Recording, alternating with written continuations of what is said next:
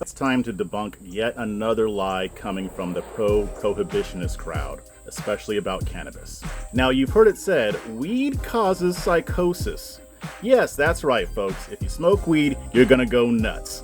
Now, that might make for a good headline or a good Twitter post, but it doesn't really match the data for the vast majority of users. So let's take a look at this. I'll start with the basics.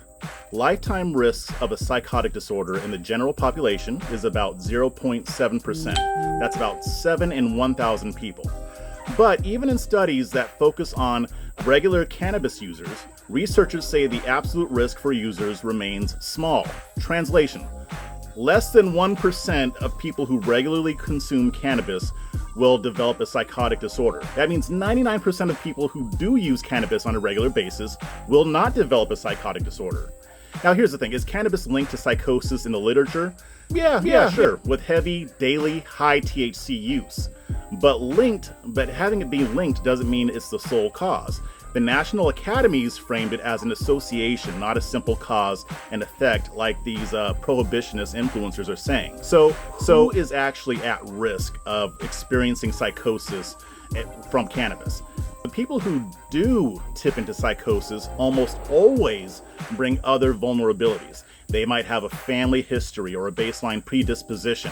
Cannabis effects are much stronger in people who are already at risk. Genetics also play a factor. Another factor is early trauma, adversity, childhood trauma, plus cannabis use can multiply the risk.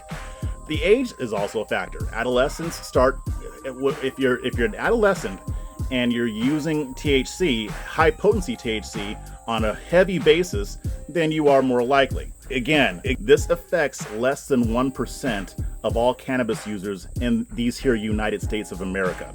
So if legalizing marijuana would drive psychosis, you would see it in the hospitals, the claims data. The largest U.S. claim study, which is over 63 million beneficiaries, found no statistically significant increase in psychosis-related diagnoses or antipsychotic prescribing after medical or recreational legalization of cannabis. So, okay, maybe it's something that people should be careful about. I'm not saying people should just be running out, just toking up all the time. Just like with any substance, you don't want to abuse it. But the reality is that banning the substance and locking people up for it, for possessing it or for selling it, is not the solution.